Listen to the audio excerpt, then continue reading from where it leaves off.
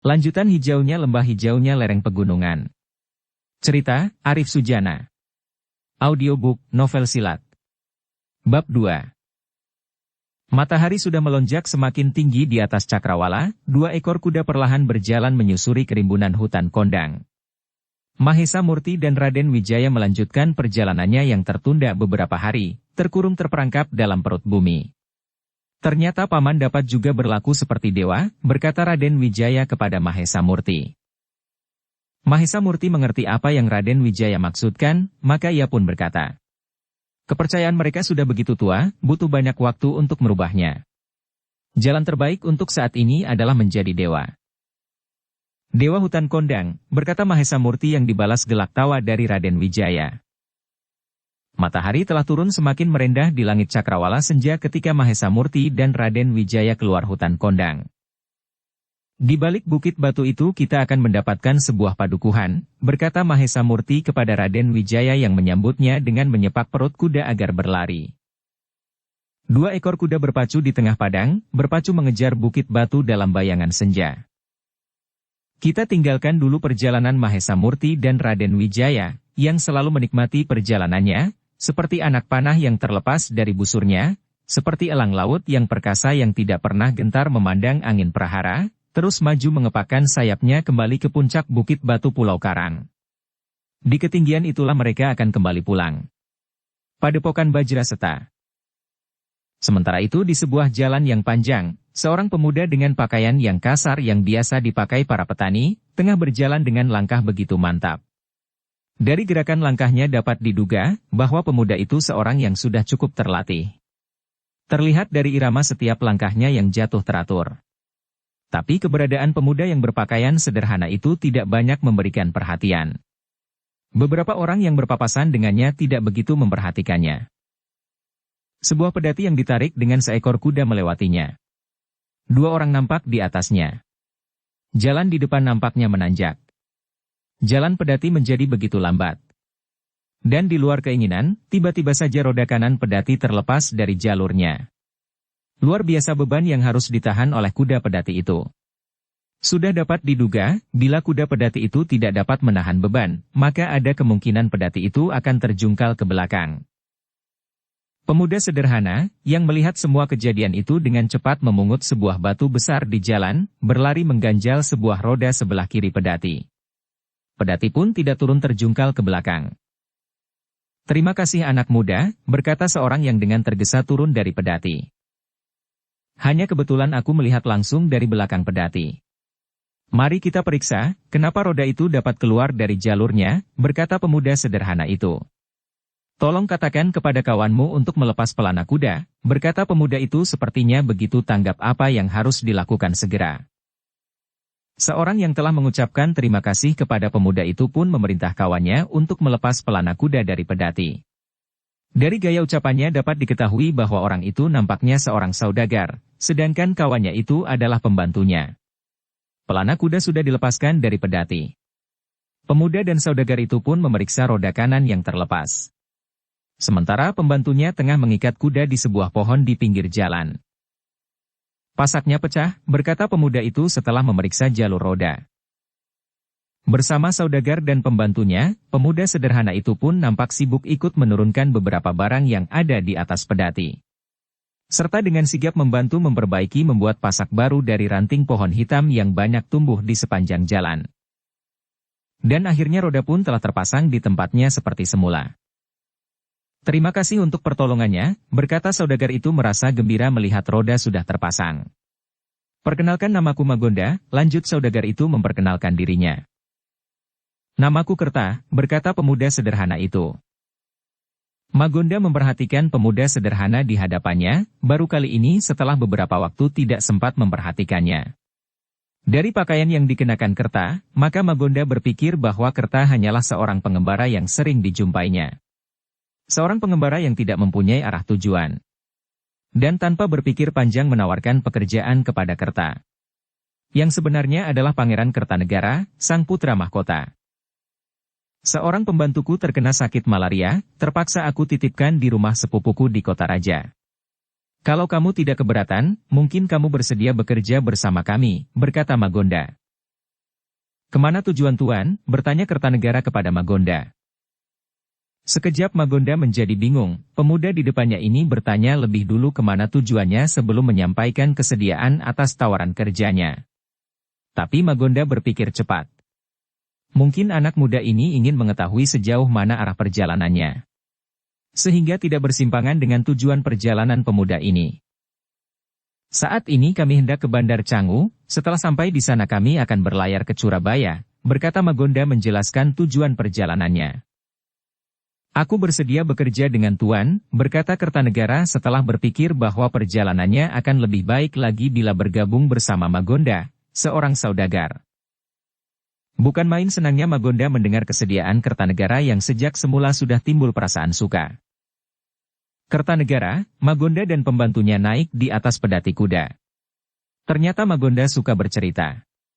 Banyak sekali yang diceritakannya, bukan cuma pengalaman perjalanannya sebagai seorang saudagar, juga bercerita tentang beberapa istrinya yang tersebar di berbagai tempat. Seorang istriku di Madura mempunyai senjata tongkat, berkata Magonda bercerita tentang salah satu istrinya. Aku sering dikalahkannya dengan tongkat itu, lanjut Magonda. Istri Tuan seorang pendekar wanita, bertanya Kertanegara dengan lugunya. Seorang pembantunya yang sedang memegang kendali kuda, pernah juga diceritakan Magonda dengan cerita yang sama langsung tertawa terpingkal-pingkal. Kertanegara menjadi bingung, adakah yang lucu dengan pertanyaannya? Sukar sekali bicara dengan orang muda sepertimu, berkata Magonda kepada Kertanegara. Jarak perjalanan ke Bandar Canggu memang tidak begitu lama lagi. Matahari masih belum tenggelam manakala pedati yang ditumpangi Kertanegara telah sampai di Bandar Canggu. Tiang-tiang layar kapal kayu yang bersandar sudah terlihat dari jauh. Bergeser sedikit dari dermaga akan terlihat bangunan benteng Canggu yang masih dalam pembangunannya. Begitu ramai suasana di Bandar Canggu. Lalu lalang para buruh mengangkat barang. Kadang juga terlihat beberapa prajurit Singasari.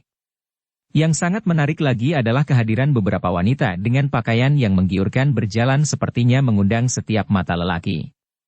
Sudah menjadi kelaziman di setiap bandar dimanapun akan diramaikan dengan beberapa rumah pelacuran. Bahkan bukan sesuatu yang aneh bila pihak kerajaan menunjuk seseorang sebagai pejabat rumah bordil istilah untuk tempat pelacuran. Kita menginap di sini, berkata Magonda ketika pedati mereka berhenti di sebuah penginapan. Aku akan menemui kawanku, menanyakan apakah ada kapal yang akan berangkat besok, berkata Magonda kepada Kertanegara yang tengah sibuk menyimpan beberapa barang yang harus dikeluarkan dari pedati. Malam telah menyelimuti Bandar Canggu, di atas langit bergantung sang rembulan menaburkan cahaya kekuningan di atas tiang-tiang layar kapal kayu yang bersandar, menerangi bangunan benteng Canggu yang masih belum sempurna. Dari sebuah gundukan tanah tinggi, Kertanegara memandang semua itu bersama jutaan bintang di langit malam. Ayahanda telah memulai membuat gerbang yang sempurna di Bandar Canggu ini. Dari tanah inilah Singasari menguasai dunia, berkata Kertanegara kepada dirinya sendiri memuji siasat ayahandanya membangun benteng dan Bandar Canggu. Ketika Kertanegara memandang rembulan yang dikelilingi taburan bintang, hayalannya bergayut pada wajah Menikaswari. Aku akan membuktikan bahwa cintaku padamu tidak akan pernah hilang sebagaimana janji bintang kejora di awal pagi, berkata Kertanegara kepada dirinya sambil memandang wajah bulan yang sepertinya tersenyum memandangnya. Angin malam berhembus begitu dingin, menyadarkan Kertanegara bahwa malam sudah jauh mendekati pagi. Di dalam kekelaman malam Kertanegara kembali ke penginapannya. Bumi pagi di Bandar Canggu sudah menggeliat, wajah-wajah ceria para buruh bekerja mengangkat barang ke kapal kayu mewarnai dermaga. Seorang awak kapal telah menarik jangkar ke atas, sementara seorang di dermaga melepas tali ikatan kapal kayu. 10 budak mengayuh kapal kayu ke tengah sungai. Dan kapal kayu pun telah bergerak terbawa arus sungai berantas. 3 orang laki-laki tengah melambaikan tangannya kepada sebuah keluarga yang ada di atas kapal kayu. Sepasang suami istri bersama seorang anak perempuannya yang sudah remaja. Beberapa orang lagi duduk berkerumun menikmati makan pagi, sepertinya para saudagar dan pembantunya yang sudah terbiasa menggunakan kapal kayu ini sebagai jalur perdagangannya. Kertanegara memandang dermaga Bandar Canggu yang semakin menjauh dari belakang kapal kayu. Perjalananku sudah semakin menjauh dari kota raja. Di dermaga inilah aku akan bersandar membawa kembali Menik Kaswari, berkata Kertanegara memandang dermaga yang semakin menjauh. Apakah ini perjalanan pertamamu dengan kapal kayu? Bertanya Magonda yang sudah ada di sampingnya. Dan Kertanegara tidak menjawab, hanya menganggukkan kepalanya. Kapal kayu telah meluncur semakin menjauh, membelah hutan rimba di sepanjang Sungai Berantas. Harus ada pos gardu tambahan di sepanjang perairan ini membantu keberadaan Benteng Canggu, berkata Kertanegara kepada dirinya sendiri melihat begitu sunyinya keadaan di sepanjang perairan. Kita akan melewati simpang 3 hutan bahar, berkata Magonda menghentikan lamunan Kertanegara. Ada apa dengan simpang 3 hutan bahar? Bertanya Kertanegara tertarik dengan ucapan Magonda. Kawanku pemilik kapal kayu ini mengatakan, setelah Datuk Malakar tewas, daerah ini menjadi perairan yang tidak bertuan, para bajak laut semakin merajalela. Dan simpang 3 hutan bahar inilah yang menjadi daerah operasi mereka. Mereka datang dan pergi dari sungai yang ada di mulut hutan bahar, berkata Magonda memberi keterangan kepada Kertanegara. Bukan main geramnya hati Kertanegara. Sebagai seorang pangeran, hati kecilnya merasakan kegeraman kepada bajak laut yang tidak lagi memandang kekuasaan Singasari. Tapi kegeraman itu tidak ditunjukkan di hadapan Magonda. Para bajak laut sepertinya punya banyak mata, sepertinya sudah membaca kapan kapal kayu yang memuat barang yang berharga lewat di daerahnya, berkata Magonda kepada Kertanegara dengan wajah penuh khawatir, karena sebentar lagi simpang 3 hutan bahar akan dilaluinya. Apakah sudah ada yang melaporkan keadaan ini kepada pejabat di Bandar Canggu? Bertanya Kertanegara kepada Magonda. Sudah, tapi tidak ada upaya apapun, mungkin mereka masih sibuk membangun benteng di Bandar Canggu, berkata Magonda kepada Kertanegara. Apa yang dikhawatirkan Magonda sepertinya memang akan menjadi kenyataan. Sebuah kapal kayu besar tiba-tiba muncul dari mulut hutan bahar. Kapal kayu di depan yang muncul dari mulut hutan bahar telah menghadang di depan. Perompak, berkata seorang awak kapal. Teriakan awak kapal itu sudah terlambat. Kapal perompak itu sudah merapat di lambung kiri kapal kayu yang ditumpangi Kertanegara. 20 orang bersenjata golok panjang telah melompat menyeberang di atas dek kapal. Yang tidak ingin melawan berkumpul di sebelah kanan, aku tidak akan melukai kalian, berkata seorang yang bertubuh tinggi besar dan bercambang yang sepertinya pimpinan dari para perompak. Senjatanya begitu aneh, sebuah pedang yang terbuat dari tulang ikan pari. Beberapa penumpang dengan wajah penuh ketakutan telah berkumpul di sebelah kanan dek kapal. Sementara itu 10 awak kapal dengan pedang telanjang di tangan telah berkumpul siap menghadapi apapun yang terjadi. Menyerahlah, kami lebih banyak dari kalian, berkata pemimpin perompak itu menggertak para awak kapal. Kami lebih baik mati daripada menyerahkan apapun kepada kalian, berkata seorang awak kapal yang ternyata pimpinan dari para awak kapal itu. Kertanegara sudah bersiap diri akan terjun bertempur membela para awak kapal. Tapi ada seseorang memanggil namanya. Kerta, kemarilah, terdengar Magonda memanggil Kertanegara dari sebelah dek kanan di antara beberapa penumpang yang telah berkumpul. Tapi Kertanegara sepertinya sudah tidak peduli dengan panggilan Magonda yang duduk cemas melihat Kertanegara yang tidak ingin bergabung bersamanya. Bahkan dengan gagahnya Kertanegara telah bergabung bersama para awak kapal. Dengar sekali lagi orang-orang Dungu, menyerahlah. Kami hanya memerlukan barang yang kalian bawa, setelah itu kalian dapat pergi dengan selamat, berkata pimpinan perompak itu memberikan peringatan kepada para awak kapal agar menyerah. Dengar sekali lagi orang sombong, kami tidak akan pernah menyerah, berkata pimpinan para awak kapal tidak kalah gertaknya. Bukan main marahnya pemimpin perompak itu. Yang nama panggilannya adalah Daeng Bahar, yang sangat ditakuti oleh kawan maupun lawan. Yang merupakan satu-satunya lawan tanding dan saingan terbesar Datuk Malakar, merasa tidak dipandang mata oleh para awak kapal, darahnya seperti terbakar. Habisi mereka, berkata Daeng Bahar kepada anak buahnya yang langsung mengepung para awak kapal dan Kertanegara yang telah ikut bergabung. Pertempuran pun tidak bisa lagi dihindari. Para perompak langsung menerjang para awak kapal. Sebuah sabetan golok panjang menyambar kepala Kertanegara. Dengan gesit Kertanegara mengelak merendahkan tubuhnya. Golok panjang yang diayunkan dengan kekuatan penuh lewat di kepala Kertanegara. Melihat sasarannya terlepas, seorang perompak yang bertubuh bundar semakin penasaran. Ayunan golok panjangnya berubah arah, kali ini langsung membelah kepala Kertanegara. Kembali Kertanegara dengan gesit mengelak dengan mundur ke belakang. Golok panjang menancap setengah jengkal di kayu geladak kapal. Kesempatan itu tidak disia-siakan oleh Kertanegara. Tendangan kerasnya langsung menghantam wajah orang bertubuh bundar itu. Dan langsung terjengkang tidak sadarkan diri. Kertanegara mengambil golok panjang yang menancap di kayu geladak kapal. Melihat pertempuran yang berat sebelah. Hampir setiap awak kapal dikerubuti oleh dua orang perompak. Sementara itu pemimpin awak kapal itu pun tengah berjuang menghadapi Daeng Bahar yang bertempur demikian garangnya. Aku harus mengurangi kekuatan mereka, berkata dalam hati Kertanegara sambil mengayunkan golok panjang di tangannya kepada seorang perompak di dekatnya. Perompak itu tidak sempat mengelak, maka yang dapat dilakukannya adalah menangkis sambaran golok panjang yang tertuju pada pinggangnya dengan senjatanya. Maka benturan dua senjata pun terjadi. Senjata perompak itu pun langsung terlepas dari tangannya. Dan tendangan Kertanegara kembali menemui sasaran terbuka, bersarang pada dada perompak yang masih tercengang merasakan tangannya yang masih seperti terbakar akibat benturan goloknya sendiri. Perompak itu pun langsung terjungkal melayang membentur kayu penyangga geladak. Daeng Bahar ternyata bermata awas, seorang pemimpin yang tahu melindungi anak buahnya. Melihat dengan cepat dua orang anak buahnya terkapar tidak bergerak, matanya memandang tajam ke arah Kertanegara. Dengan sebuah lentingan panjang melayang ke arah Kertanegara meninggalkan pimpinan awak kapal seorang diri. Sementara itu pemimpin awak kapal yang ditinggal sendiri oleh lawannya langsung menerjang perompak di dekatnya yang tengah menyerang mengerubuti seorang anak buahnya. Akulah lawanmu, berkata Daeng Bahar kepada Kertanegara dengan mata tajam menakutkan. Kertanegara tidak menjadi gentar dengan tatapan tajam itu. Tapi juga tidak meremehkan lawannya itu, terutama dengan pedang tulang ikan pari itu yang menurut perhitungan Kertanegara mengandung bisa racun yang tajam. Aku sudah siap, berkata Kertanegara dengan tenang. Rasakan pedangku, berkata Daeng Bahar sambil mengayunkan pedangnya menyambar dada Kertanegara. Serangan itu datangnya begitu cepat, sepertinya angin sambarannya telah menerjang dada Kertanegara.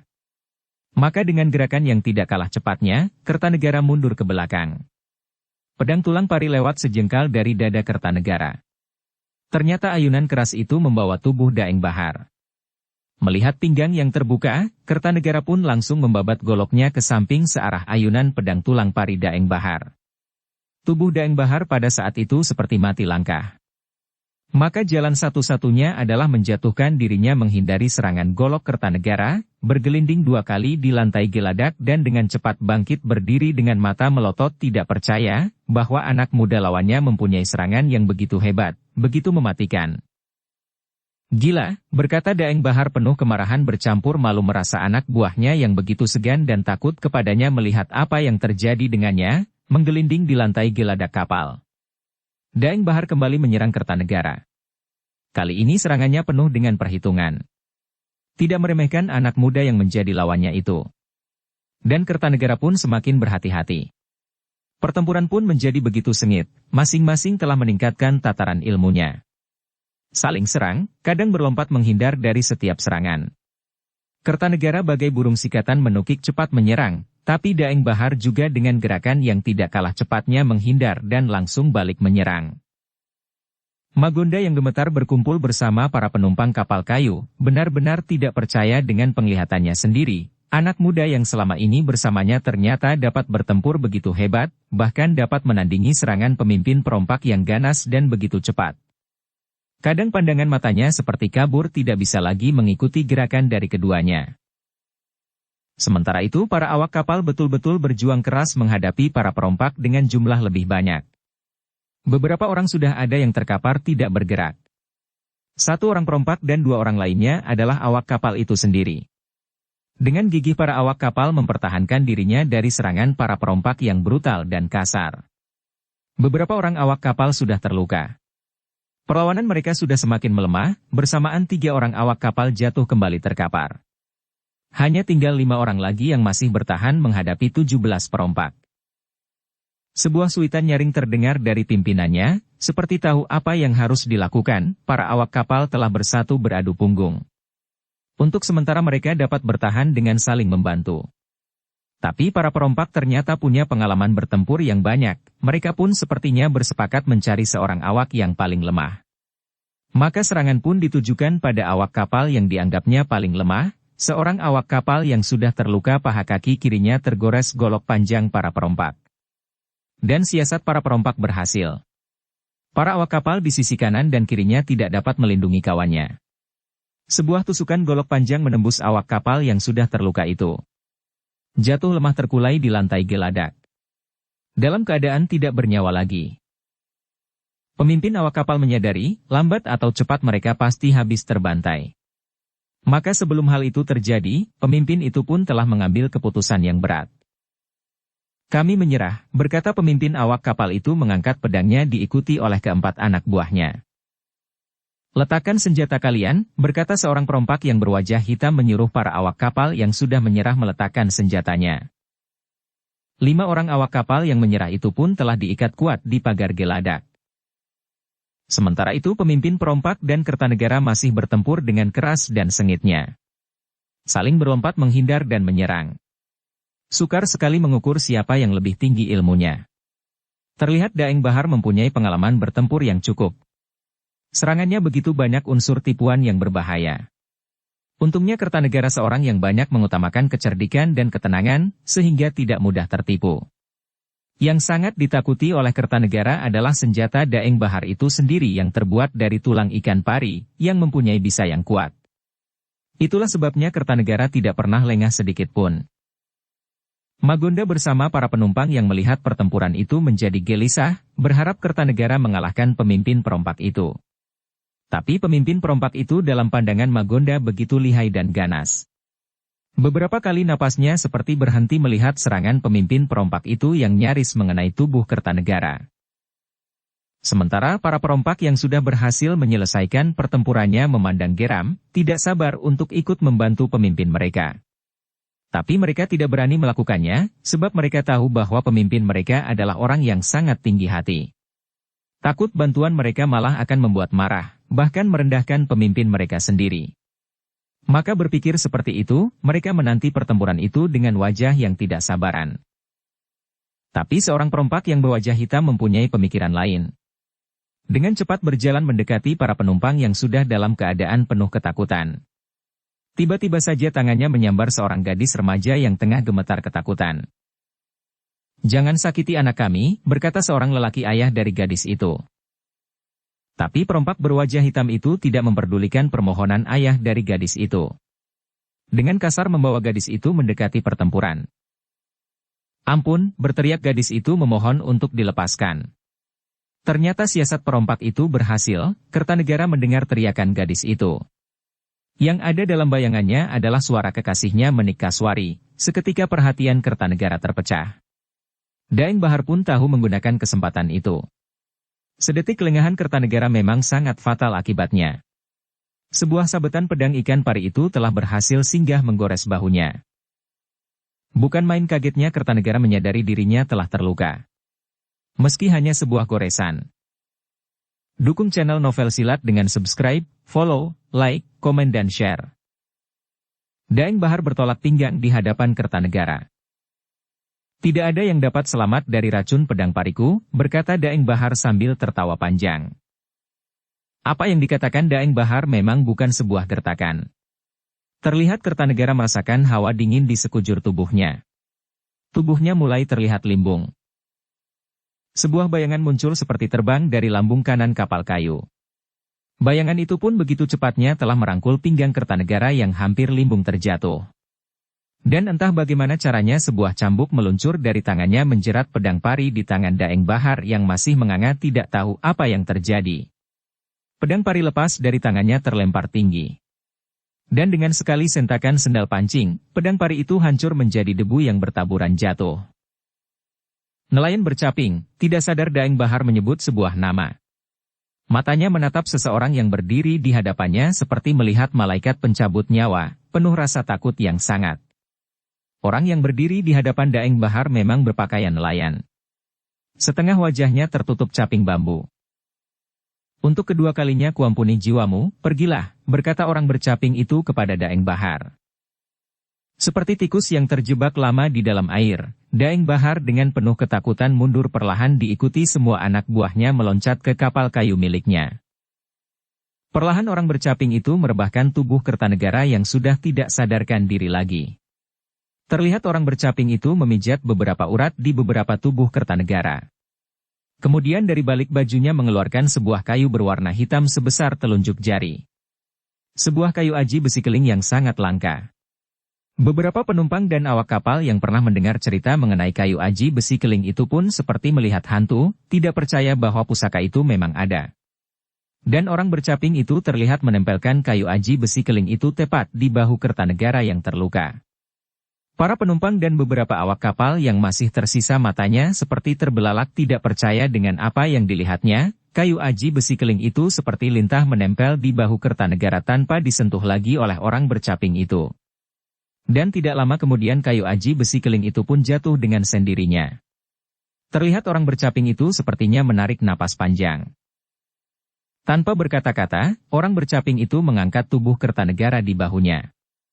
Sebagaimana kemunculannya, orang bercaping itu pun berkelebat melompat ke sisi lambung kanan kapal. Para penumpang dan 5 orang awak kapal masih melihat sebuah jukung meluncur dari sisi kanan kapal kayu semakin menjauh. Orang bercaping itu terlihat duduk di atas jukung itu. Jukung itu pun tidak terlihat lagi masuk ke sebuah sungai kecil terhalang akar-akar kayu dan rindangnya pepohonan.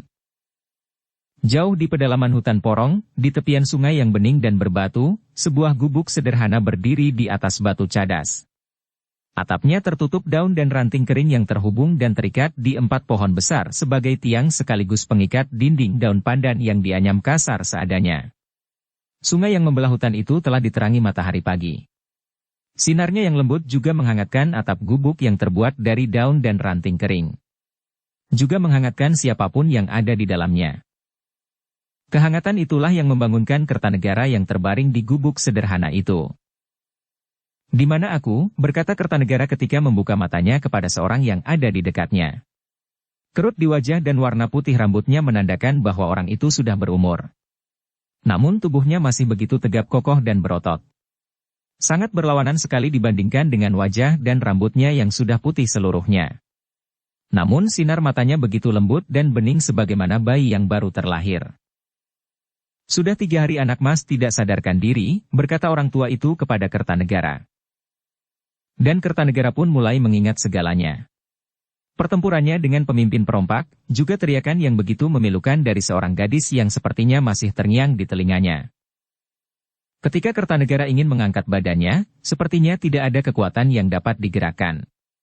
"Tetaplah berbaring, anak mas belum pulih sama sekali," berkata orang tua itu meminta Kertanegara untuk tidak banyak bergerak. "Racun pedang ikan pari," berkata Kertanegara teringat sebuah goresan pedang pemimpin perompak yang telah melukai bahunya. "Racun itu sudah punah, maafkan aku anak mas. Terpaksa aku menutup jalan darah di kepala anak mas untuk menghindari hal yang tidak diinginkan dari bisa racun ikan pari yang sangat keras itu," berkata orang tua itu berhenti sebentar kemudian berkata lagi. "Pilihan yang sangat berat, bila aku tidak melakukannya anak mas tidak tertolong, tapi bila aku melakukannya anak mas akan menjadi lumpuh." "Aku lumpuh," berkata Kertanegara sambil menggerakkan seluruh tubuhnya. Dan apa yang dikatakan orang tua itu benar apa adanya. Kertanegara tidak dapat menggerakkan seluruh anggota badannya. Kedua kakinya, kedua tangannya, juga leher kepalanya. "Aku lumpuh," kembali Kertanegara berkata kepada orang tua itu. "Kuatkan hati anak mas, aku akan berusaha mengobati. Mudah-mudahan Gusti Kang Maha Cipta memberi jalan terang bagi usaha kita," berkata orang tua itu dengan begitu sarehnya. Sementara Kertanegara yang telah dicekam oleh perasaan keputusasaan seperti tersiram air dingin yang menyejukkan mendengar ucapan orang tua itu. Kembali ada api semangat untuk dapat sembuh kembali. Meyakinkan diri bahwa tidak ada sakit yang tidak ada obatnya. Keyakinan dan kepasrahan yang tinggi hanya tercurah hati ini kepada Gusti Kang Maha Agung, adalah sumber obat yang paling mujarab. Kembali kata-kata orang tua itu menyejukkan hati Kertanegara, sepertinya dapat membaca apa yang dipikirkan oleh Kertanegara di dalam hatinya. Kertanegara dan orang tua itu menjadi begitu akrab, bahkan menjadi begitu dekat seperti seorang ayah dan anak. Orang tua itu pun banyak bercerita tentang dirinya. Dikatakan bahwa dulu ia tinggal dan dibesarkan di daerah tanah berantas.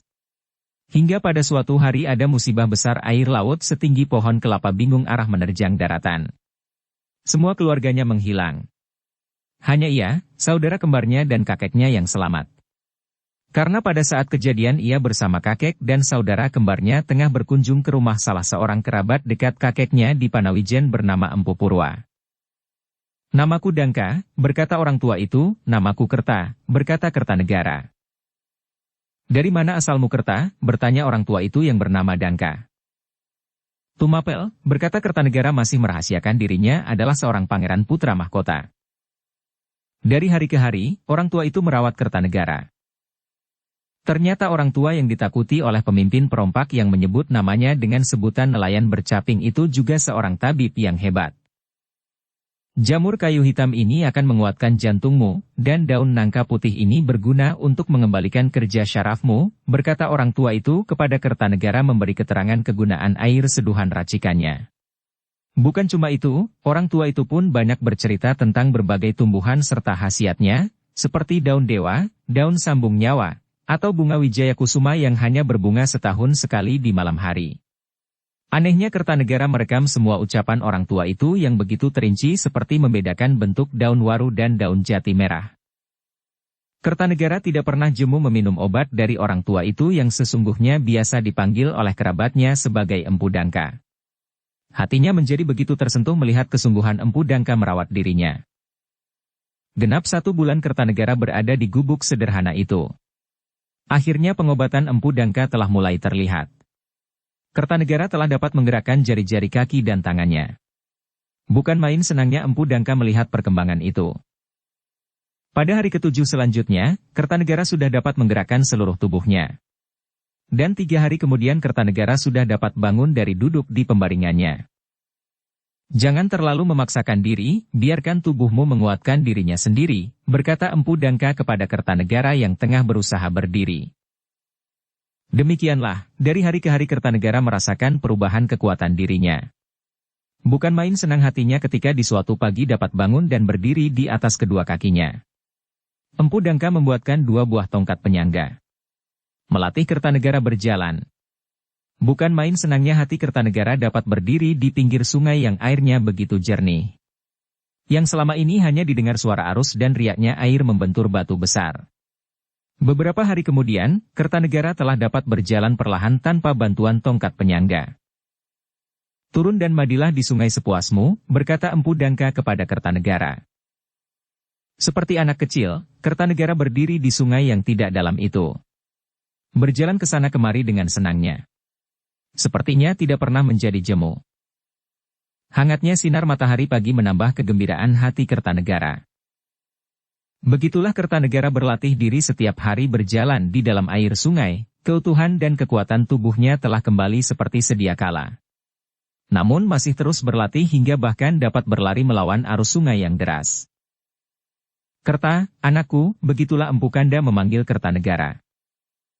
Usiaku sudah semakin rapuh, aku ingin memberikan sedikit ilmu yang ada ini kepadamu, berkata Empu Kanda kepada Kertanegara.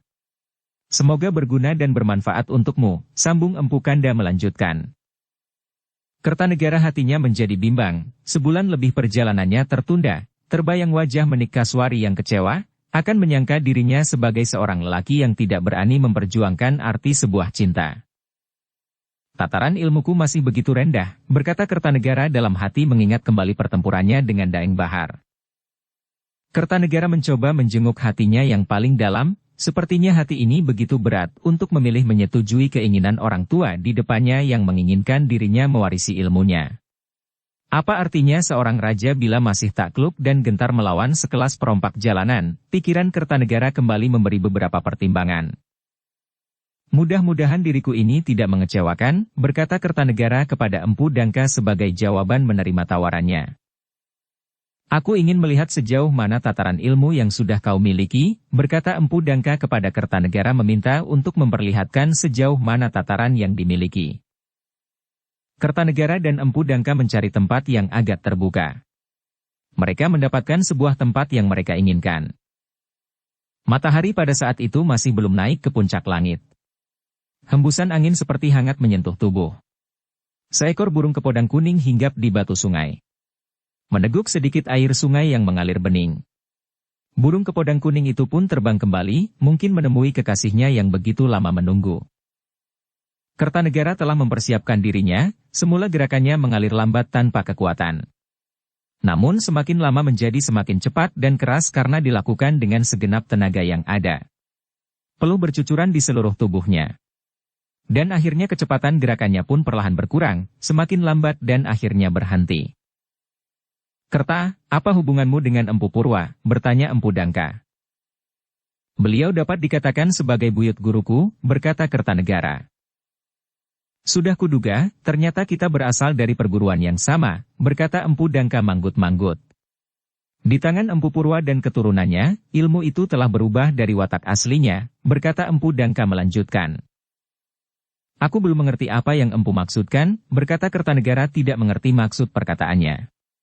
Karena sebagai seorang yang selama ini menekuni jurus ilmu yang diwarisi langsung dari ayahnya, secara pribadi membanggakan aliran ilmunya. Apalagi sering ayahnya sendiri banyak bercerita, begitu tingginya ilmu yang dimiliki oleh Mahesa Agni tidak terlawan oleh siapapun pada zamannya. "Apakah permainan jurusku ini buruk?" berkata Kertanegara. Empu Dangka tertawa terpingkal-pingkal. "Apakah kamu mendengar aku berkata seperti itu?" balik bertanya Empu Dangka kepada Kertanegara. "Aku hanya bertanya," berkata Kertanegara yang dibalas senyuman oleh Empu Dangka. "Pada dasarnya sebuah ilmu akan terus menuju ke arah kesempurnaan, jurus yang kamu mainkan sudah begitu menjadi sempurna. Terus terang aku mengagumi bahwa ilmu itu telah disempurnakan. Namun perubahan ilmu itu telah menyesuaikan dirinya sebagaimana watak pemiliknya. Yang kulihat perubahannya menjadi begitu keras, sementara watak asli dari ilmu perguruan kita adalah sebuah kelembutan. Melawan kekerasan dengan kelembutan. Melawan kekuatan tanpa kekuatan," berkata Empu Dangka. "Aku mohon petunjuk dari Empu," berkata Kertanegara paham apa yang dikatakan oleh Empu Dangka. "Aku seperti melihat watak asli dari Empu Purwa, lewat jurus yang kamu mainkan," berkata Empu Dangka. "Kakekku Empu Berantas banyak bercerita tentang siapa sesungguhnya Empu Purwa. Seorang yang berwatak keras, kadang tidak mampu mengendalikan dirinya. Apalagi bila harga dirinya yang direndahkan, ia tidak akan mudah menerima dan mengalah. Apakah ayahmu tidak pernah bercerita tentang hancurnya bendungan Panawijen?" bertanya Empu Dangka kepada Kertanegara. "Pernah, ayahku sendiri pernah bercerita mengenai hal itu," berkata Kertanegara sambil menganggukkan kepalanya. "Aku akan menunjukkan watak asli dari perguruan kita yang sebenarnya, tapi tidak hari ini," berkata Empu Dangka. "Mari kita kembali ke gubuk, ada beberapa hal utama yang harus aku sampaikan," berkata Empu Dangka melanjutkan. Sementara matahari sudah berdiri di puncaknya, para binatang hutan pasti tengah bersembunyi mengintip kapan terik panas matahari berlalu. Bersembunyi di balik daun dan ranting, di balik semak belukar yang kerap, atau seperti badak bercula, tertidur bersama baju lumpurnya. Empu Dangka tengah memberi penjelasan tentang dasar-dasar utama perguruannya. Melukis sebuah lingkaran yang dikelilingi oleh lingkaran luar mirip sebuah gambar cakra. Lingkaran di dalam adalah Pancer, dialah Sang Hyang Maha Tunggal pusat dari segala yang hidup dan menghidupi kehidupan ini, sumber dari kekuatan. Datangilah dia dari semua pintu, karena dialah yang memegang kunci 8 pintu arah mata angin, berkata Empu Dangka memberi pengertian dasar untuk memulai sebuah laku. "Apakah aku harus merajah gambar ini sebagaimana yang ada di tangan Empu?" berkata Kertanegara kepada Empu Dangka sambil melirik lukisan cakra di tangan Empu Dangka. "Anakku, kamu tidak perlu melukisnya di tanganmu, patrilah di dalam hatimu," berkata Empu Dangka kepada Kertanegara dengan tersenyum lembut. Demikianlah Empu Dangka memperkenalkan sifat dan watak dari perguruannya agar menyempurnakan ilmu yang sudah dimiliki oleh Kertanegara lewat jalur Empu Purwa dan Mahesa Agni kembali ke jalurnya yang murni.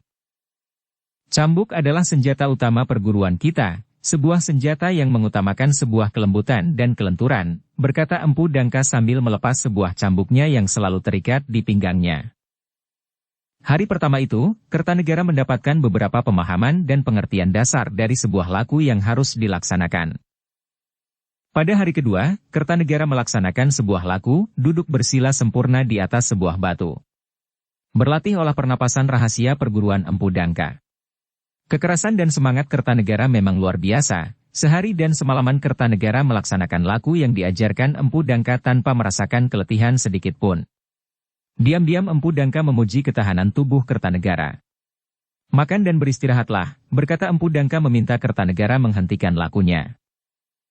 Setelah beberapa hari berlatih melaksanakan sebuah laku, akhirnya Kertanegara mulai merasakan sesuatu di dalam lakunya. Kertanegara merasakan dirinya seperti ambles ke dalam bumi, terbakar panasnya magma bumi, terlempar terbawa dalam arus sungai yang jernih, dengan sekuat tenaga berenang melawan arus sungai hingga sampai ke hulu, meneguk dan merasakan harumnya setetes air dari sumber mata air yang jernih. Merasakan hembusan angin, tubuhnya pun seperti melayang ke udara, tertidur di punggung matahari, menatap lembut senyum sang rembulan dan terbang ke langit malam menjadi sebuah bintang. Sebuah sentuhan dingin menyentuh bahunya, Kertanegara membuka matanya tersadar. Akhirnya kamu berhasil, lukislah gambar cakra itu di dalam jiwamu, berkata Empu Dangka yang melihat dengan penglihatan batinnya bahwa Kertanegara telah sampai di puncak lakunya. Kita tinggalkan dulu Kertanegara yang tengah digembleng oleh Empu Dangka menerima warisan ilmunya. Mari kita melihat sampai di mana perjalanan Mahesa Murti dan Raden Wijaya. Saat itu matahari telah mulai turun dari puncaknya, senja masih jauh. Sekelompok burung pipit terbang ke utara, seperti lukisan alam yang indah dalam warna kapas awan putih tanpa suara angin. Kedatangan kita bersama datangnya panen raya, berkata Mahesa Murti kepada Raden Wijaya yang sudah rindu dengan kehidupan padepokan Bajraseta. Dari mana paman mengetahui bahwa panen raya telah datang, bertanya Raden Wijaya. Burung-burung pipit itu datang dan pergi dalam waktu dan tempat yang sama sepanjang tahun. Mereka hanya datang ke tempat di mana padi sedang bunting, berkata Mahesa Murti. Artinya perjalanan kita sudah menjadi dekat, berkata Raden Wijaya. Searah burung pipit itu terbang, melewati hutan kecil. Sebelum senja kita sudah sampai, berkata Mahesa Murti sambil menghentak perut kudanya agar berlari lebih kencang lagi. 2 ekor kuda berpacu membelah padang semak alang-alang luas, dan masuk menghilang di telan kerindangan hutan yang pekat. Sinar matahari senja mewarnai langit di atas padepokan Bajraseta. 2 ekor kuda terlihat mendekati pintu gerbang padepokan yang masih terbuka. Ketua datang, berkata seorang cantrik dari panggungan.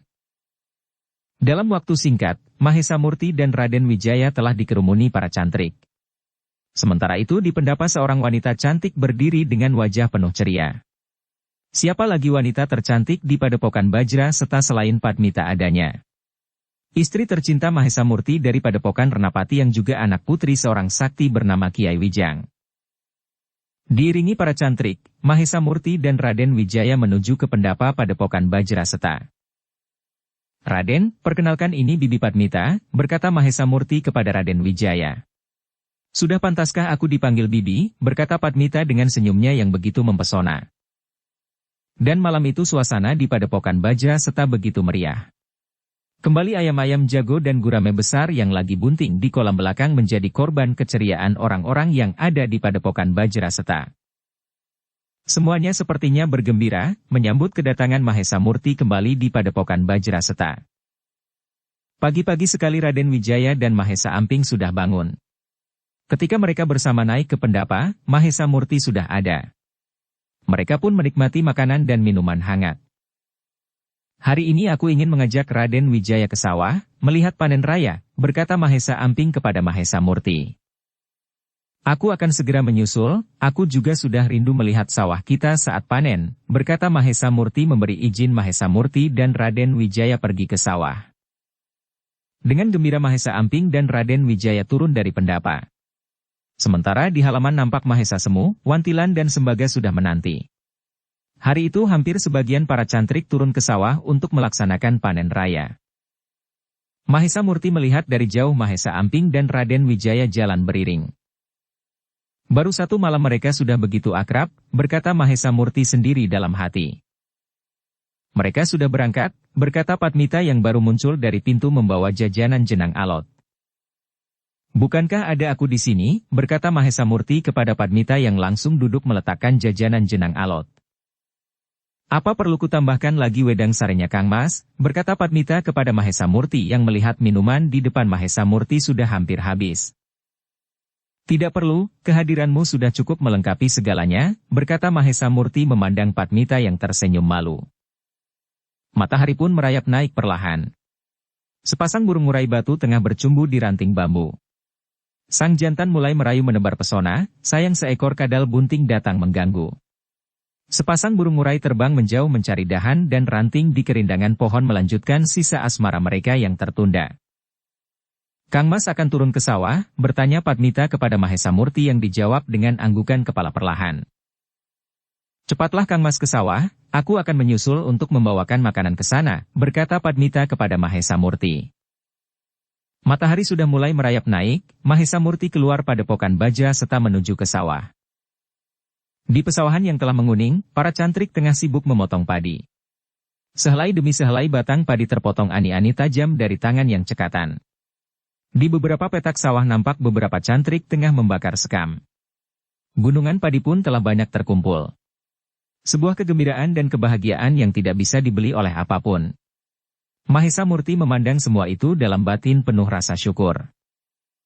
Begitu damainya seandainya di bumi manapun tidak ada prahara, tidak ada peperangan dan pertumpahan darah, berkata Mahesa Murti dalam hati ketika perlahan sudah mendekati pesawahan. Hasil panen kita kali ini luar biasa, berkata Wantilan kepada Mahesa Murti. Panen pertama di Tanah Sima, berkata Mahesa Murti kepada Wantilan yang nampak wajahnya kemerahan terbakar sinar matahari. Panen pertama tanpa ikatan tani bala, berkata Wantilan menyambung ucapan Mahesa Murti. Bokayu Padmita belum muncul, bertanya Mahesa Amping yang baru datang bersama Raden Wijaya bergabung bersama Mahesa Murti dan Wantilan. Kamu menanyakan Bokayumu atau makanannya, bertanya Wantilan menggoda Mahesa Amping. Kedua-duanya lah, berkata Mahesa Amping yang merasa malu bahwa keinginannya sudah dapat dibaca oleh pamannya, Wantilan.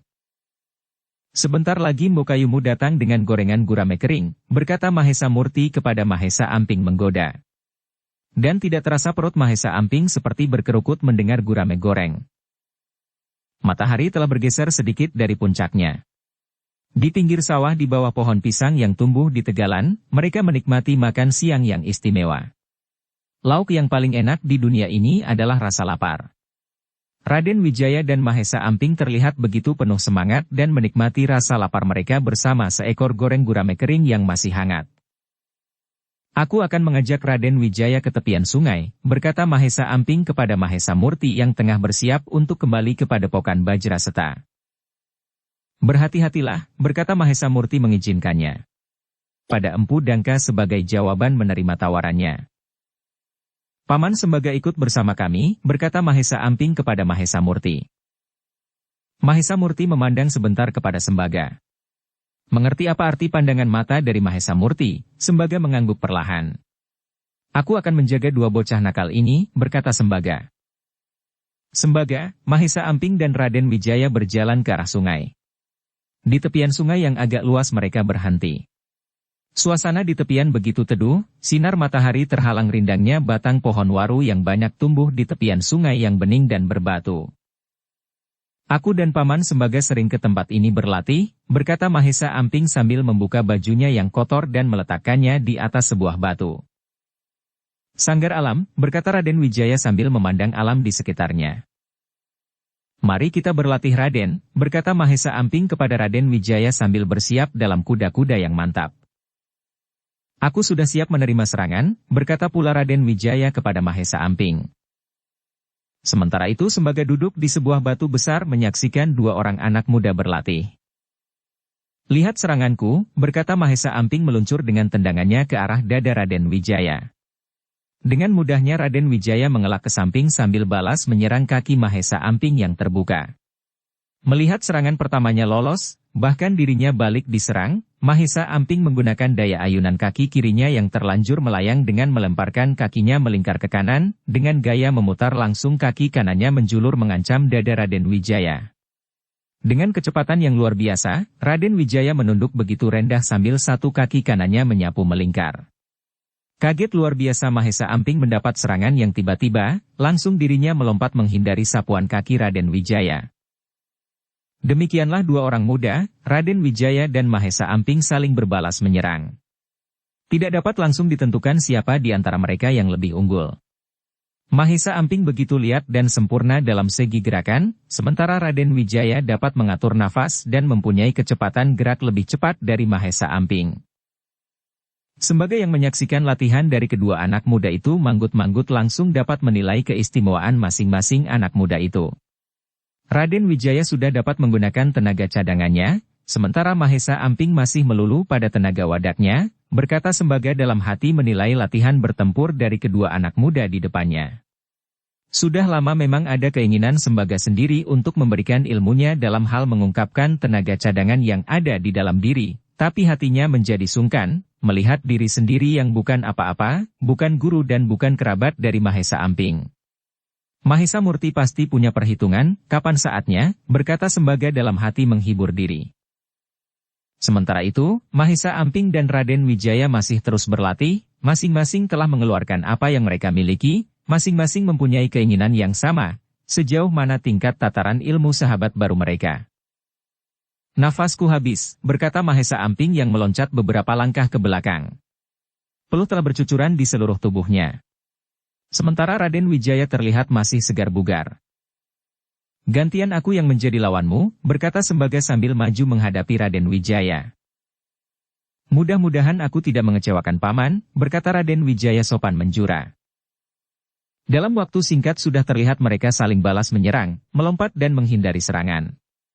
Sembaga yang berilmu tinggi dapat menyesuaikan dirinya mengimbangi setiap serangan Raden Wijaya. Bila ketika berlatih bersama Mahesa Amping, dengan cepat Raden Wijaya dapat membaca setiap serangan dari Mahesa Amping, karena mereka ada dalam satu garis perguruan yang sama. Namun menghadapi Sembaga, Raden Wijaya betul-betul harus berjuang keras menghadapi jurus yang sebelumnya belum pernah dihadapi. 1-2 kali pertahanan Raden Wijaya dapat ditembus oleh Sembaga. Namun pada serangan selanjutnya, Raden Wijaya sudah dapat melihat kesalahannya, memperbaiki lubang-lubang kelemahannya. Bukan main senangnya Raden Wijaya mendapatkan lawan tanding seorang Sembaga. Pengalaman dan pengenalan atas jurus-jurusnya semakin bertambah. Cukup, berkata Sembaga sambil melompat beberapa langkah ke belakang. Hari sudah hampir gelap, lanjut Sembaga sambil menunjuk ke langit.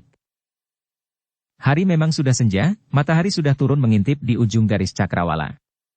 Setelah mandi di sungai mereka pun kembali ke padepokan Bajraseta. Demikianlah, Raden Wijaya berlatih setiap hari di padepokan Bajraseta, di sanggar tertutup atau di tempat terbuka seperti di tepian sungai bersama Mahesa Amping. Kadang Mahesa Murti sendiri langsung membimbingnya, meningkatkan tataran ilmunya selapis demi selapis. Sebagaimana Sembaga, Mahesa Murti juga melihat keunggulan Raden Wijaya dari Mahesa Amping yaitu dalam mengungkapkan tenaga cadangannya. Sebagai seorang guru yang bijaksana, sebelum Mahesa Amping mengetahui kekurangannya, ada keinginannya untuk memberikan hal yang sama sebagaimana Raden Wijaya yaitu sebuah laku rahasia. Hari itu, matahari masih mengintip di batas fajar. Seperti biasa Raden Wijaya dan Mahesa Amping sudah bangun langsung naik ke pendapa menemui Mahesa Murti.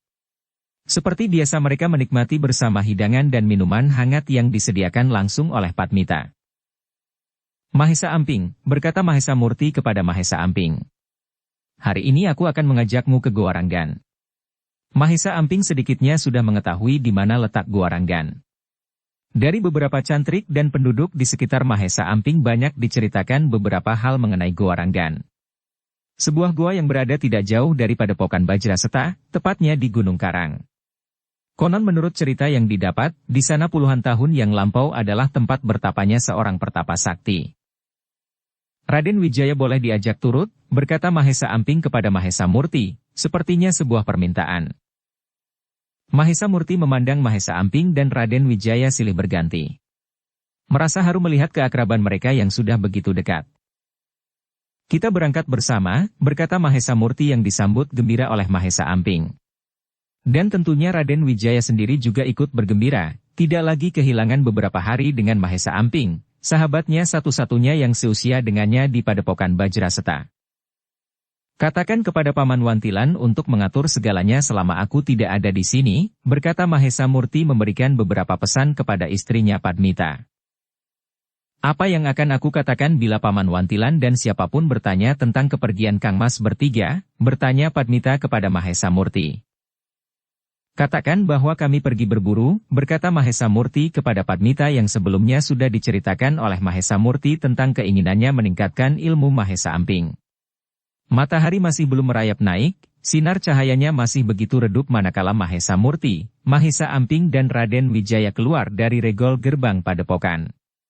Beberapa cantrik sudah biasa melihat mereka bertiga keluar dari padepokan Bajraseta, mungkin ke padukuhan terdekat, ke tepian sungai atau memang pergi berburu.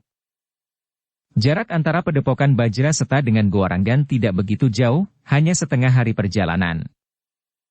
Matahari sudah bergeser setengahnya ke arah barat ketika mereka bertiga telah sampai di kaki Bukit Karang. Perjalanan selanjutnya adalah sebuah pendakian yang melelahkan bagi Mahesa Amping, sementara itu Mahesa Murti dan Raden Wijaya hanya menggunakan sedikit tenaganya. Keringat sekujur tubuh Mahesa Amping sudah begitu basah. Dalam hati memang ada sedikit penasaran melihat Mahesa Murti dan Raden Wijaya sepertinya berjalan di tanah datar, tidak merasakan kelelahan sedikit pun. Akhirnya mereka pun telah sampai di mulut Goa Ranggan. Ruang mulut goa ini cuma sebatas tubuh kita, tapi di dalamnya kita akan menemui ruangan yang cukup besar seluas bilik kamar kita, berkata Mahesa Murti yang sebelumnya pernah datang menyelidiki Goa Ranggan ini. Mereka tidak langsung masuk ke goa, tapi beristirahat sebentar membuka bekal yang sengaja mereka bawa. Matahari sudah hampir senja manakala mereka mulai memasuki mulut goa. Sebagaimana yang dikatakan oleh Mahesa Murti, ruang goa itu memang cuma sebatas tubuh orang dewasa. Maka seperti seekor ular mereka merayap perlahan memasuki lebih dalam lagi, hingga akhirnya mereka sampai juga di mulut goa lainnya mendapatkan sebuah lorong goa yang cukup luas, seluas bilik kamar sebagaimana yang dikatakan oleh Mahesa Murti. Sebenarnya, ada beberapa lubang di atas langit-langit ruang goa itu yang dapat ditembusi cahaya matahari. Sementara mereka baru sampai di ruang goa itu di saat hari memang sudah di ujung senja, maka ruangan itu terlihat begitu gelap. Mereka tidak dapat melihat apapun selain kegelapan itu sendiri. Mahesa Amping, berkata Mahesa Murti. Sengaja aku membawamu kemari, untuk melaksanakan sebuah laku rahasia, berkata lagi Mahesa Murti kepada Mahesa Amping yang selanjutnya juga mengatakan bahwa hal yang sama telah dilakukan oleh Raden Wijaya. Mahesa Murti pun bercerita tentang kejadian yang mereka alami dalam perjalanan mereka kembali ke padepokan Bajraseta, terjebak dalam sebuah sumur yang dalam. Sebuah cerita rahasia yang tidak pernah dikatakan oleh siapapun. Dan Mahesa Murti pun telah meminta Raden Wijaya untuk tidak bercerita, mengubur cerita ini hanya untuk dirinya sendiri.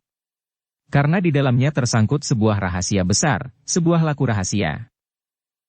Dengan laku rahasia ini, kamu dapat mengenal dirimu sendiri lebih dalam lagi. Dan dapat mengungkap tenaga murni yang tersembunyi di dalam dirimu sendiri, berkata Mahesa Murti kepada Mahesa Amping. Di ruang goa yang pekat ini, para pendeta telah menemukan dirinya dan penciptanya. Merasakan kematian sebelum datangnya kematian itu sendiri, berkata Mahesa Murti memberikan pemahaman bagaimana caranya masuk mengenal diri, mengenal alam besar dan alam alit dan tentunya untuk mengenal lebih dekat lagi kepada Tuhan yang Maha Pencipta, Tuhan yang Maha Agung dan Tuhan yang Maha Tunggal.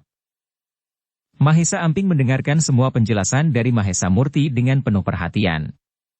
Meresapi setiap kata demi kata. Sekarang kita istirahat dulu, besok pagi kita baru memulai laku itu, berkata Mahesa Murti kepada Mahesa Amping dan Raden Wijaya. Sang fajar telah bersinar terang, cahayanya masuk di antara lubang langit-langit goa seperti pedang panjang menembus bumi. Ada air yang menetes di ujung sebelah kanan goa ini, air itu dapat mengenyangkan perut kita, berkata Mahesa Murti kepada Mahesa Amping dan Raden Wijaya. Cahaya di dalam goa menjadi lebih terang, sebagai tanda di luar sana matahari sudah berada di puncaknya. Hari itu Mahesa Murti tengah memberikan pemahaman kepada Mahesa Amping tentang alam semesta di luar dirinya, segala wujud dan sifatnya. Kenalilah melalui wujud dan sifatnya, kamu dapat merasakan bahwa wujud dan sifatnya ada juga di dalam dirimu, berkata Mahesa Murti kepada Mahesa Amping. Hari ini tugasmu adalah menembus dan mengenali alam sebagai wujud bersama sifatnya, berkata kembali Mahesa Murti. Lakukanlah, berkata Mahesa Murti kepada Mahesa Amping setelah memberi penjelasan apa yang harus dilakukannya. Terlihat Mahesa Amping tengah melaksanakan sebuah laku. Sementara itu Mahesa Murti dan Raden Wijaya ikut juga mendampingi Mahesa Amping memberikan dukungan batin, berharap Mahesa Amping berhasil dalam tahap pertamanya untuk mengenali alam dalam wujud dan sifatnya, di dalam dirinya. Matahari telah bergeser di ujung senja, cahaya di dalam goa telah menghilang. Kegelapan menyelimuti isi goa. 3 orang di dalam goa itu seperti arca Buddha dalam sila sempurna. Malam terus berlalu, kegelapan begitu pekat di dalam goa, jangankan melihat sekitarnya, melihat wujud diri sendiri pun tidak mampu. Mahesa Amping hanya merasakan dirinya, dalam wujud kesendirian. Mulailah dirinya berkelana mengenal alam di sekitarnya, di dalam wujud dan sifatnya. Tanpa terasa, waktu terus berlalu. Sedikit cahaya kemerahan mengisi lubang di atas langit-langit adalah tanda bahwa sang fajar telah kembali datang. Katakan apa yang telah kamu rasakan, berkata Mahesa Murti kepada Mahesa Amping yang sudah terbangun dari lakunya. Mahesa Amping pun menceritakan segala yang dirasakannya tanpa sedikit pun yang terlupakan. Puji syukur kepada Gusti Yang Maha Pencipta, perjalanan pertamamu telah sampai di dalam bimbingannya, berkata Mahesa Murti setelah mendengar apa saja yang dirasakan oleh Mahesa Amping. Beristirahatlah, berkata Mahesa Murti kepada Mahesa Amping dan Raden Wijaya. Setelah melihat Mahesa Amping telah cukup beristirahat, Mahesa Murti kembali memberikan beberapa penjelasan apa yang harus dilakukan oleh Mahesa Amping. Sementara itu Raden Wijaya yang ikut mendengarkan seperti teringat kembali bagaimana dirinya memasuki tahap kedua ini. Semua yang berwujud di alam adalah semu, semua akan kembali kepadanya. Janganlah takut melihat ketidakberdadaanmu, karena yang tiada itu sebenarnya ada, dan yang ada itu sesungguhnya tiada, berkata Mahesa Murti memberikan tuntunan kepada Mahesa Amping sebagaimana pernah dialami Mahesa Murti sendiri ketika membuka sebuah laku rahasia. Mari kita memulainya lagi, berkata Mahesa Murti kepada Mahesa Amping. Setelah mandi di sungai mereka pun kembali kepada Pokan Bajraseta. Seperti sebelumnya, Mahesa Murti dan Raden Wijaya ikut membantu memberi dukungan batin kepada Mahesa Amping dengan ikut melaksanakan sebuah laku. Pelan-pelan cahaya matahari sudah tidak nampak kembali, malam pun datang merayap, mengisi goa dalam kepekatan. Tiada suara, begitu hening, tiada terdengar suara nafas sedikit pun. Sepertinya di dalam goa tidak ada yang menghuni, begitu sepi. Waktu memang sebuah ukuran dunia, dia tidak pernah cepat maupun menjadi lambat.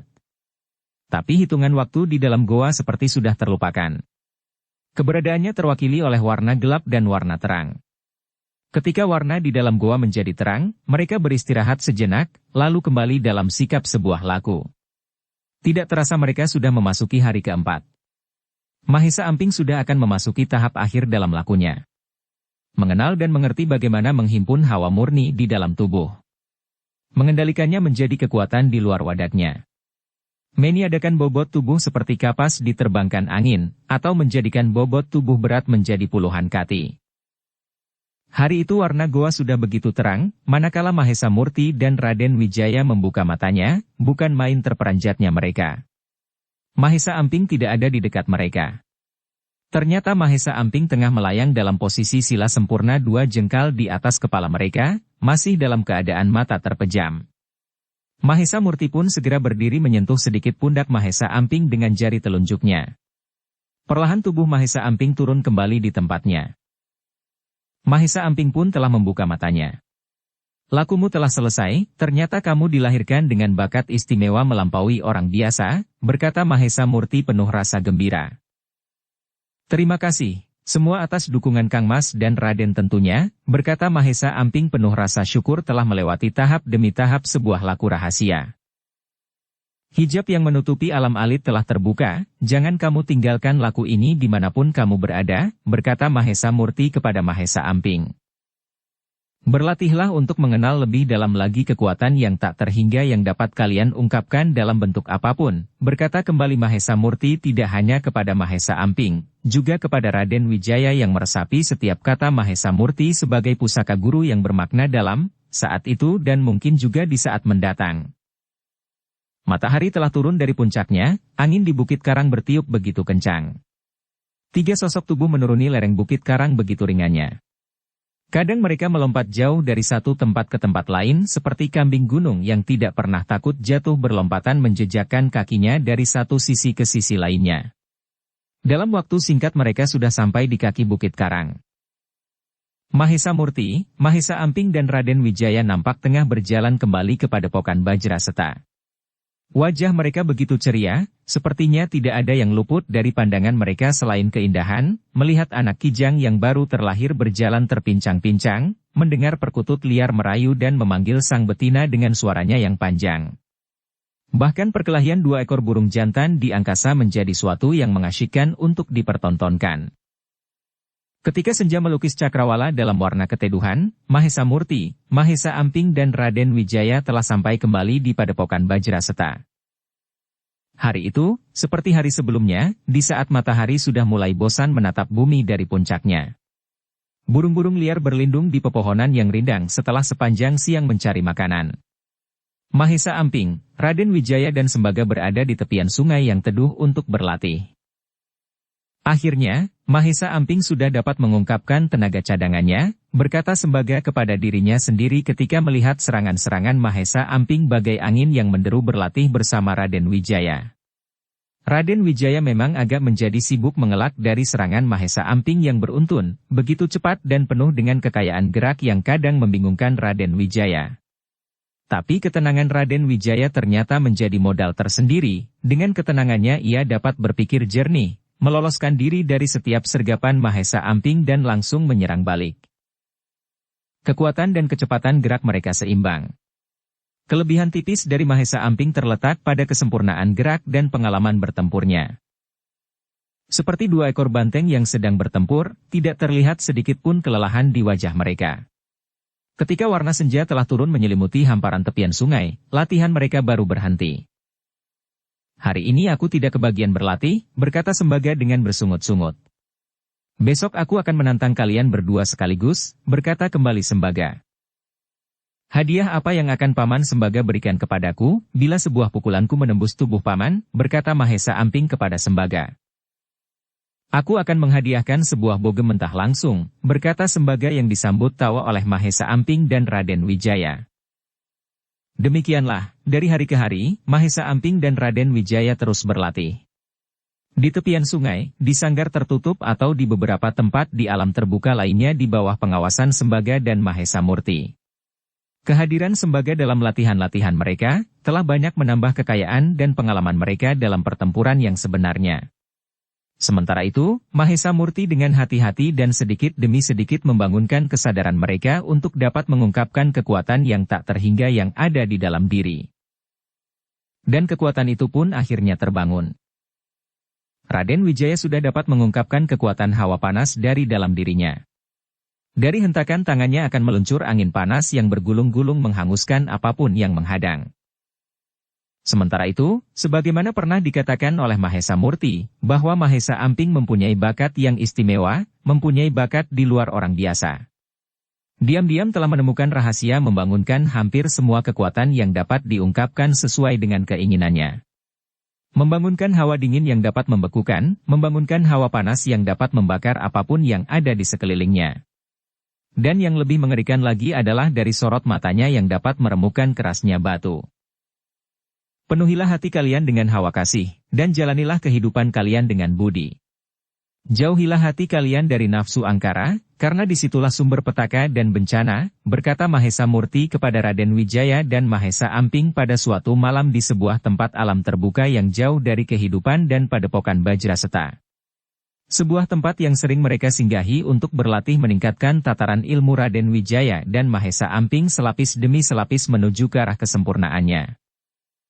Di suatu hari, matahari saat itu sudah rebah di ujung senja. Warna cakrawala dikuas bening redup tanpa desiran angin sedikit pun. Gambar pohon randu yang bercabang banyak di sudut depan dinding Padepokan Bajraseta seperti patung arca. Tidak ada satupun helai daun yang bergerak. Panggraita Mahesa Amping yang sudah semakin tajam menangkap sebuah bayangan yang begitu jelas. Wajah yang pernah dikenalnya. Tapi Mahesa Amping tidak mengatakan apapun apa yang dilihatnya kepada Mahesa Murti dan Raden Wijaya yang ketika itu mereka tengah duduk di pendapa utama. Seorang berkuda masuk melewati gerbang Padepokan Bajraseta yang memang selalu terbuka. Aku akan menantang kalian berdua sekaligus, berkata kembali Sembaga. Paman Arya Kuda Cemani, berkata Mahesa Murti yang dengan ketajaman matanya mampu mengenali orang berkuda yang telah masuk melewati pintu gerbang Padepokan. Arya Kuda Cemani diterima langsung di pendapa Bajraseta. Setelah bercerita tentang keselamatan masing-masing, Arya Kuda Cemani langsung menyampaikan tujuannya datang ke Padepokan Bajraseta. Yaitu bercerita tentang hilangnya putra mahkota yang sampai saat ini pihak kerajaan telah kehilangan jejaknya. Sang putra mahkota seperti hilang ditelan bumi. Sesuai perintah Sri Maharaja, kami petugas sandi diminta hanya sekedar membayangi. Sampai di bandar pelabuhan Canggu, kami masih dapat membayanginya. Tapi setelah itu, kami telah kehilangan jejak. Pangeran Kertanegara seperti hilang ditelan bumi, berkata Arya Kuda Cemani bercerita tentang keadaan tentang putra mahkota yang hilang. Bukankah putra mahkota sudah dapat menjaga dirinya sendiri, berkata Raden Wijaya yang sangat mengenal Pangeran Kertanegara sebagai seorang yang sudah memiliki bekal ilmu yang cukup. Pada awalnya memang kami berpikir seperti itu, Sri Maharaja juga berpikir demikian, berkata Arya Kuda Cemani berhenti sebentar, lalu lanjutnya. Para petugas sandi menangkap berita, ada sekelompok orang tengah membayangi sang putra mahkota, bermaksud melenyapkannya. Usaha melenyapkan sang putra mahkota adalah sebuah usaha menghancurkan keberadaan Singasari, berkata Mahesa Murti menyimpulkan keterangan yang disampaikan Arya Kuda Cemani. Apakah petugas sandi sudah dapat menembus? Kira-kira mereka dari pihak mana? Bertanya Mahesa Murti kepada Arya Kuda Cemani. Itulah yang belum dapat kami ungkap, untuk inilah Sri Maharaja memerintahkan aku secara khusus datang ke Padepokan Bajraseta ini, berkata Arya Kuda Cemani. Sri Maharaja memerintahkan kami untuk mencari tahu ada di pihak siapa mereka itu, bertanya Mahesa Murti kepada Arya Kuda Cemani. Bukan cuma itu, berkata Arya Kuda Cemani.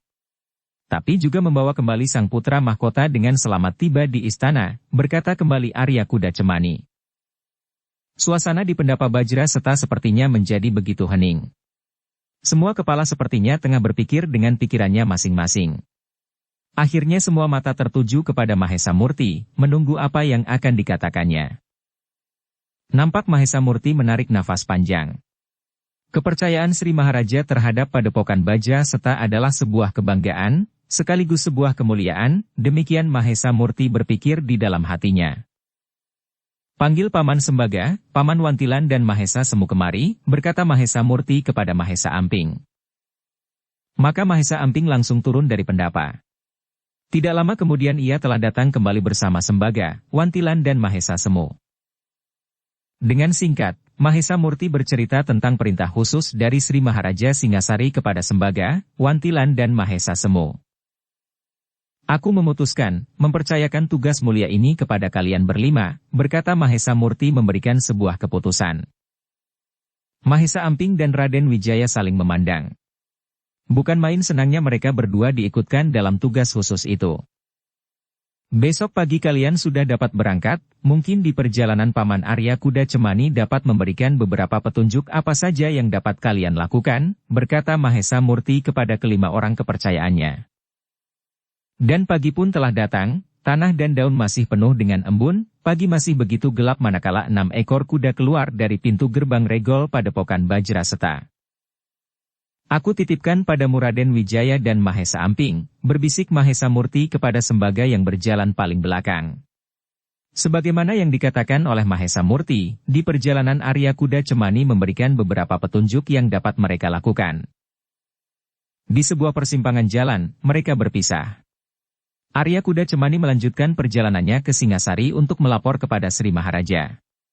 Sementara 5 orang pahlawan dari Padepokan Bajraseta sesuai petunjuk dari Arya Kuda Cemani langsung menuju Bandar Canggu. Tempat terakhir Pangeran Kertanegara dapat dibayangi oleh para petugas sandi.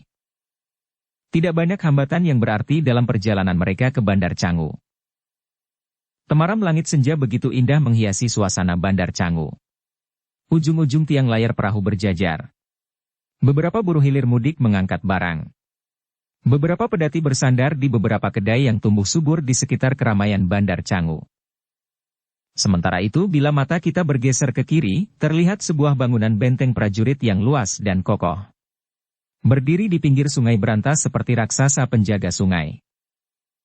Kita singgah ke Benteng Canggu, berkata Wantilan kepada kawan-kawannya yang sudah mengetahui bahwa Mahesa Pukat bertugas di Benteng Canggu itu.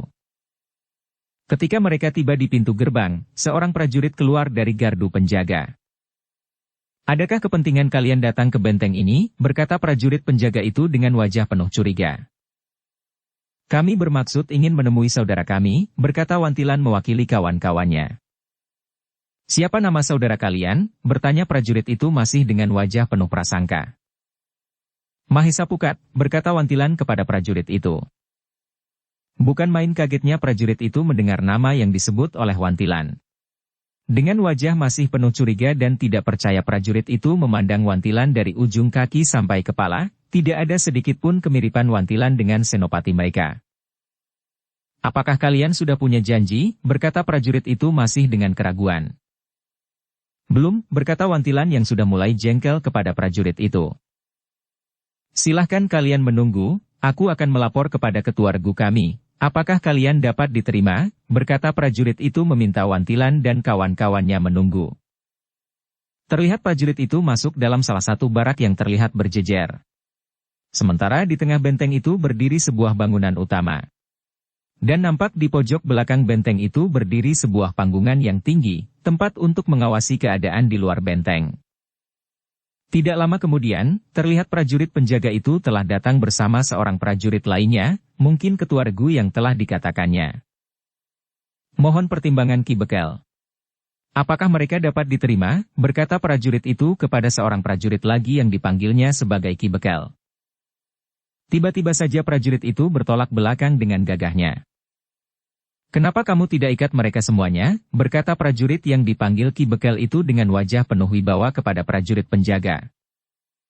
Aku tidak mengerti, mengapa harus mengikat mereka? Bertanya prajurit itu dengan wajah kebingungan.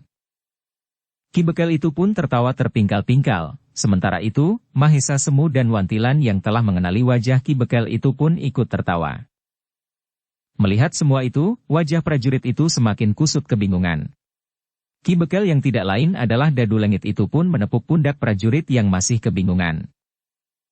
Mereka adalah sahabatku, mereka juga saudara Ki Senopati, berkata Dadu Lengit kepada prajurit itu yang langsung menemui sahabat lamanya orang-orang dari Padepokan Bajra Seta yang dianggapnya sebagai pahlawan yang telah ikut membantu membebaskan dirinya dan kawan-kawannya dari perbudakan. Selamat berjumpa wahai sahabat lama, berkata Dadu Lengit sambil memeluk mereka satu persatu dengan gembiranya. Pasti kamu Mahesa Amping, cantrik Padepokan Bajra Seta paling muda, berkata Dadu Lengit masih mengenali Mahesa Amping. Kamu sudah tumbuh sebagai seorang pemuda, berkata Dadu Lengit memeluk erat-erat Mahesa Amping dengan gembira.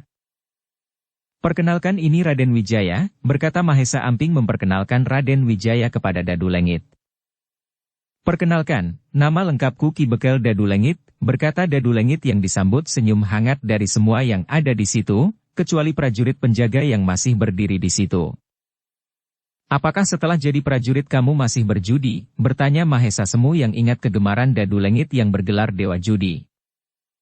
Di Bandar Canggu, aku seperti menemukan sorga yang hilang. Hampir setiap malam aku menyelinap pergi berjudi, berkata Dadu Lengit berterus terang. Moga-moga saja kamu tidak menjual tameng prajuritmu, berkata Wantilan yang disambut tawa oleh Dadu Lengit dan keempat kawannya. Mari kita tinggalkan dulu 5 ksatria dari Padepokan Bajra Seta. Kita sudah terlalu lama meninggalkan Kertanegara yang tengah digodok di Kawah Candra di muka, hutan porong oleh Empu Dangka. Di ujung senja, redup cahaya matahari tanpa desiran angin sedikit pun. 2 sosok bayangan tengah saling menyerang. Di tangan mereka sebuah cambuk panjang meluncur kadang melecut begitu gemulai, kadang bagai sebuah pedang kaku menerjang. Kertanegara dan Empu Dangka terlihat tengah berlatih. Kadang kecepatan serangan sepertinya begitu mengerikan. Mereka sepertinya sepasang anak kecil yang bermain, tidak mengenal kengerian yang sebenarnya. Saling mengelak dan menyerang seperti sepasang ular kembar tengah bercinta kasih, tiada yang menyakitkan. Yang ada hanyalah sebuah kegembiraan. Cukup, berkata Empu Dangka sambil melompat mundur beberapa langkah. Kemajuanmu benar-benar luar biasa. Begitu sempurna, berkata Empu Dangka mengungkapkan kegembiraannya. Terima kasih Empu, berkata Kertanegara sambil mengusap peluh di wajahnya. Empu Dangka terlihat masuk ke gubuknya. Bersambung ke bab 3. Dukung kami dengan subscribe, follow, like, komen dan share. Terima kasih.